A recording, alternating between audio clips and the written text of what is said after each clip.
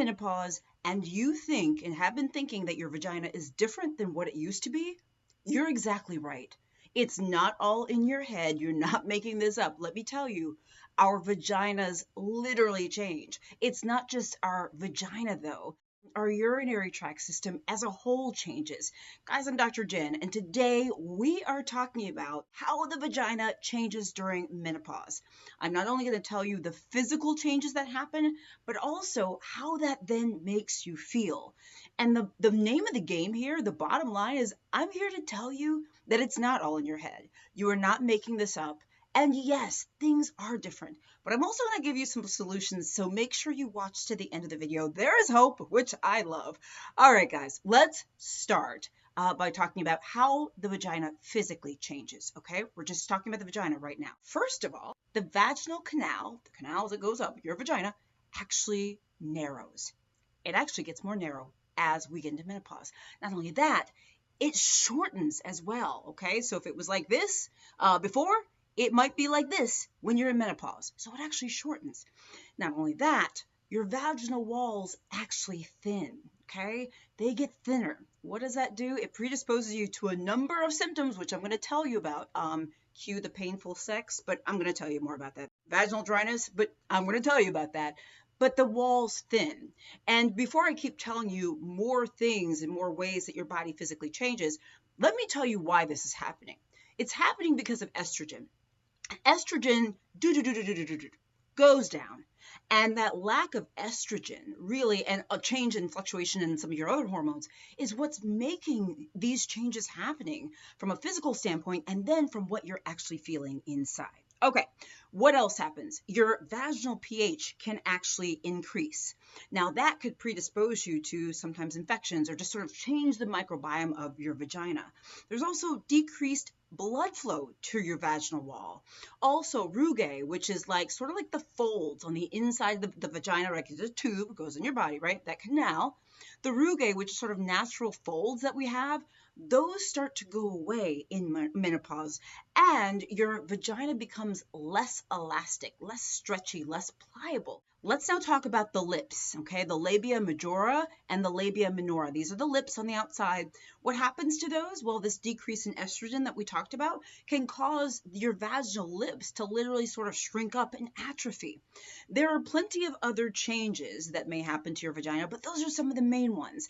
And let me also say, before I go on to what this means for how your body feels, let me also say that when we think about menopause, we no longer just think about the vagina. We also think about the urinary organs, like your bladder, your pelvic organs. We think about your urethra and so much more. I'm not going to focus so much on that, but I will tell you some of the symptoms you may get with that. As a syndrome, this is actually called the genitourinary syndrome of menopause. And let me tell you, I'm really glad it has a name. Now, there's a little bit of controversy about all the things that should be put into this name, but the point is that when our estrogen decreases as we go into menopause, lots of stuff changes down there. Our vajayjay starts changing, our urethra starts changing, our muscles start changing, everything changes. And at least this is a term to reflect the fact that there's a lot of things going on. So I love that aspect of it. All right, now let's move over to what you might actually feel as a result of the decreased blood flow, the thinning of the walls, the shortening of the vagina, etc., all the stuff I just told you. In no particular order, vaginal dryness. Vaginal dryness, anyone? Yeah. You ever wondered why you're not making as much lubrication as you used to? It's not all in your head. It's a real thing. Not only that, burning in your vagina.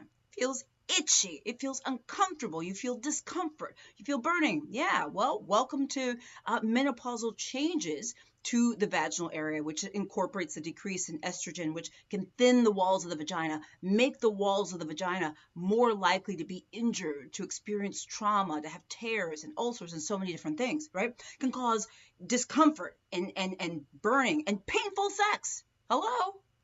Yeah. Painful sex, definitely something that's common to many women. Also itching and irritation. Remember, the vagina is more dry than it used to be. There often tends to be, in addition, a change in vaginal discharge for many women. Like your vaginal discharge is different than what it used to be. And also remember, I told you that the vaginal microbiome often changes because one of the things that can happen is your pH can raise, which can sort of throw things off just a little bit. So you might find that you have different types of infections, or you're concerned about infection, or you have symptoms more than you ever used to have. All right, so along with the painful sex and the thinning of the vaginal walls and all this other stuff, you can have bleeding with sex, okay? A little bit of spotting or bleeding. Why? Because it may not be as easy, okay? You may not be as lubricated. Your walls are thinner. The canal is shorter, right? All this type of stuff, decreased blood flow. So it may not only be painful, but you might also spot or bleed. And then there's also other things that you simply might feel. You just may not feel like you are in the mood, okay? Your libido, you might be like, take it or leave it, right? Okay, your libido just may not be what it's used to. Your ability to become aroused also, or your ability to orgasm for many, many women is different than what it used to be, which is why I go back to what I said before, and I'm going to keep peppering this throughout this video. If you feel like, yo, things is different, yeah, things is different, okay?